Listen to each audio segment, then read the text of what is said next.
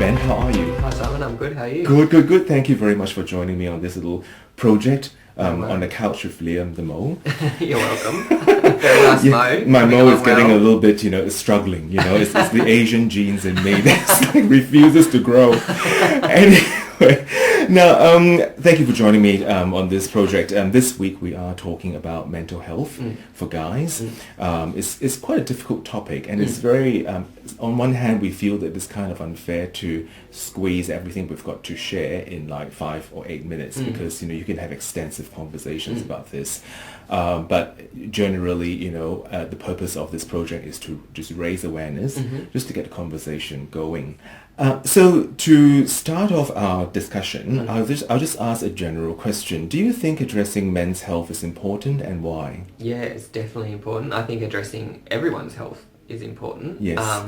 But maybe particularly men's health, because men are just so reluctant Yes. to often reluctant to come forward and have their checkups and address things that are wrong or worrying them. They may be more likely to push it aside, take the kind of stiff upper lip approach. That's right. And just avoid, I guess. Why do you think they're like that? Oh, we are like that, really. Yeah, I think we Yes, are we. like that because I think we've been encouraged to be. I think men have been encouraged from the time they were born virtually to be strong, independent, show no weakness, show no vulnerability, and not need anything from anyone. They're supposed to be the providers. They're supposed to be the strong, reliable, dependable, which are all great qualities. Absolutely. Fantastic parts of masculinity, but it can be taken too far. Absolutely. And I think as a society it's been taken too far. Yes. It's unrealistic and it's impossible. Everyone has vulnerabilities.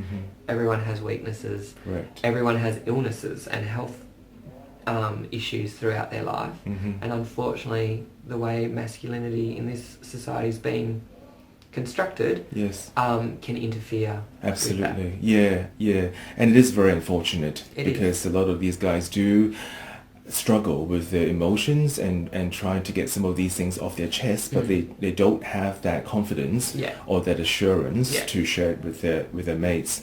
So what can we do as a community in addressing men's health in general, do you think? I think you said it just then, share things with your mates. I mean, part of masculinity in Australia is mateship, and that's a wonderful aspect of it. That's right. So part of mateship could be asking each other, yes, how are we going?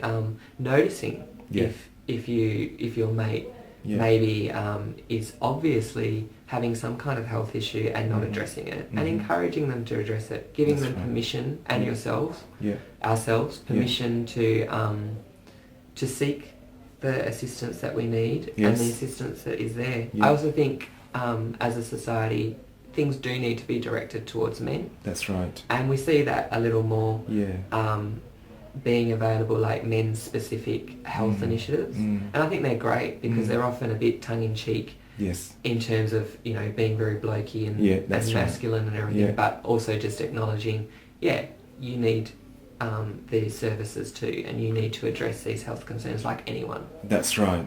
Right. And you sort of led into the next question, which as part of Movember, as I said this year, this week I'm raising awareness around mental health for men. And when we talk about mental health, a couple of keywords comes through, like words depression, anxiety attacks, and I personally have admitted on Facebook a couple of times last year that I was struggling with anxiety attack, because of something personal that's happened in my home front.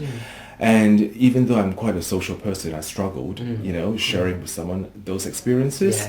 So I'm very mindful that yes, there are a lot of services out there, provided by Beyond Blue, with the Are You OK campaign, and they've also released the mentherapy.com.au website, which is really great, and it's quite funny sometimes as well, and I think they use humor to encourage people to reach out. Undeniably, for me it made things easy, to have a bit of humor.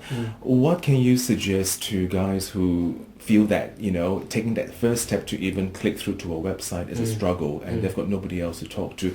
I mean, the stats are quite astounding. we talk about 500,000 men die from suicide globally every year. That's 1 a minute. And in Australia, on an average, 5 men each day take their life through suicide. It's terrible. What would you suggest, you know, with your experience as a counsellor, to advise guys to do in this situation? It really is take the first step. Yes. It's the first step is always the most scary. Yeah. It's what we imagine is what frightens us the most, not when we're actually doing it. So when you've actually accessed the service, whether it be a website, a phone line, a doctor or a counsellor, Yes.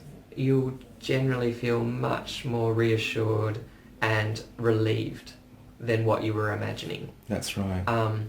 So yeah, it's just take the first step, and those steps, it's really good that you shared them. They are unacceptable. Absolutely. It is utterly ridiculous. It frightened me when I saw the stats, you know, and it's unbelievable. Not okay, and again, as a society, we need to acknowledge all the great things about social kind of norms of masculinity, and really make the most of them. Yes. And we need to challenge the rest. We need to challenge the narrow focus, especially around this idea of weakness and vulnerability, that emotion equals weakness and vulnerability. It doesn't. Yes, it doesn't. And if there's one piece of advice I could give to men who are struggling emotionally and psychologically, it's that in this current world and context that we live in, to reach out as a man is probably the bravest thing you can do, given there are so many barriers.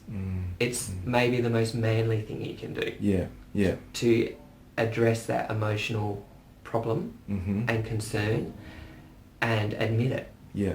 Because everything is telling you not to. Yeah. The whole world is constructing a masculinity that says you shouldn't need to.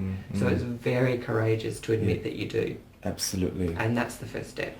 I think that's very well articulated, Ben. I think, you know, to reframe the concept of emotional vulnerability into a strength, that you can take forward to address an issue, you know, and to improve your mental health and well-being, I think is absolutely significant. Yeah. And I think all of us, you know, have got blokes in our lives, you know, whether it's your dad, your son, your brother, your partner, your nephew, you know, your colleague, you know, always keep an eye out for them, you know, and don't assume that just because they're smiling, everything is going fine. You know, it's always important to say, hey, are you okay? Yeah. It's just getting a bit of moment to ponder and maybe open a little window of opportunity for them to share. Yeah, and I think, you know, we have some real strengths in this culture of ours and this society of mateship. Yes. Mateship absolutely would go along those lines of checking in with each other. Yeah.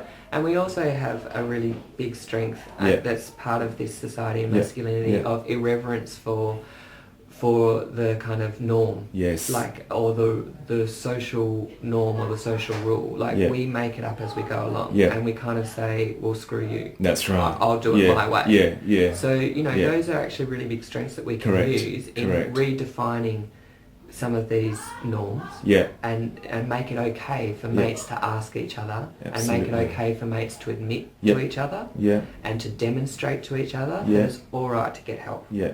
And to end those terrible, terrible statistics. That's right. That's right. It doesn't have to be that way. And we all need to come on board with this. Yeah, it shouldn't be that way. It doesn't have to be. Awesome. Thank you very much, Ben, for your time. Thank you. It's really a pleasure talking to you and getting some insight into this. Thanks. Right, guys. Now we've come to the end of our third clip, right, for On the Couch with Liam Demo. Next week we're going to be talking about drug and alcohol, which is also another huge topic. If you're still considering making a donation, please consider, you know, the impact that every single dollar that you donate is going to contribute to the improvement of men's health and well-being. Alright guys, take care of yourself and of each other. I'll see you next week. Cheers.